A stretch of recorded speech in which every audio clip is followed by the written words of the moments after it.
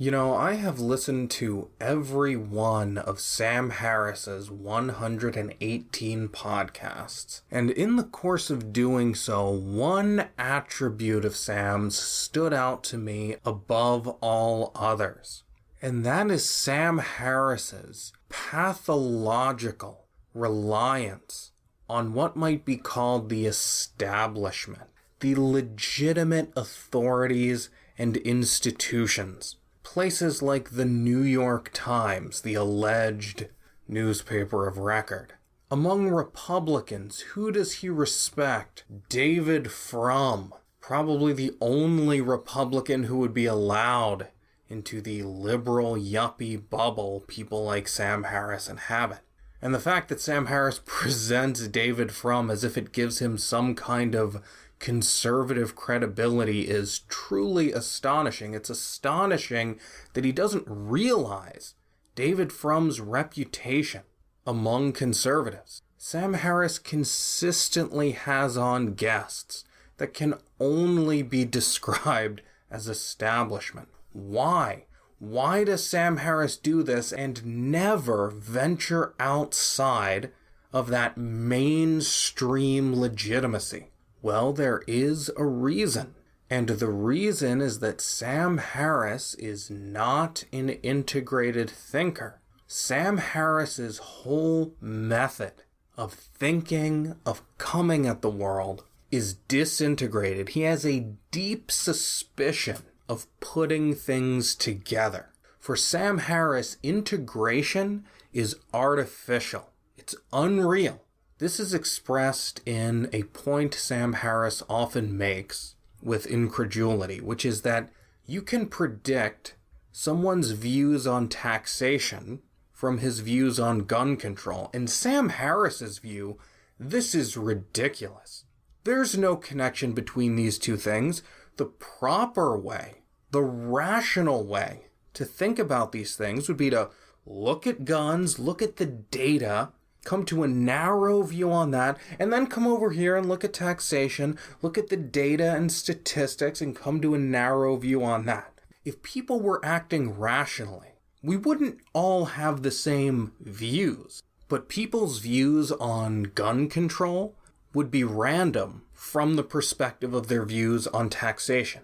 These would be orthogonal issues. You couldn't predict one from the other. Any mistake you made in one wouldn't necessarily carry over to the other issue, and if it did, it would be just as likely to mean that somebody who is against gun control would be for higher taxation, as it would be that somebody who's against gun control would be for lower taxation. So this is Sam's view of rationality, this disconnected, case by case, everything is one of a kind, everything is sui generis.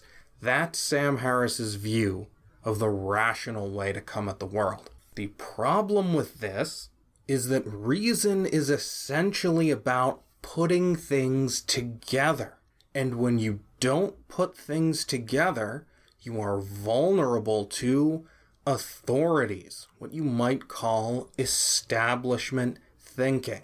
So when people come at Sam and say 97% of scientists agree, catastrophic climate change, what can Sam do but agree? The scientists say so.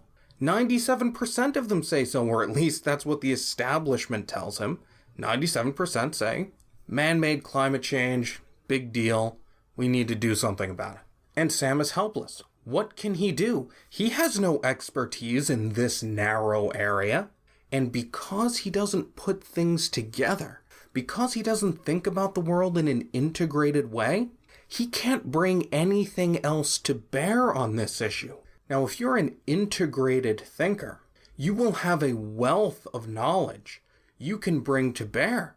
You will have a knowledge of politics that tells you how political incentives corrupt science. You will have a knowledge of psychology that tells you that environmental activists are nihilistic. You will have a knowledge of history that will tell you how socialist parties transformed into green parties after communism was discredited. People shifted over to other movements, looking for new excuses to clamp down on capitalism. You would have a knowledge of philosophy that would explain how people would come to these alleged scientific conclusions without actual scientific data or logical inference. You would be able to bring all of this knowledge to bear on this issue and to check the authorities, the establishment, against it. It would be like you had been putting together a puzzle your whole life. And now the establishment comes at you and says, here's this puzzle piece. It's true. And you take the puzzle piece and you see that it doesn't fit into the puzzle.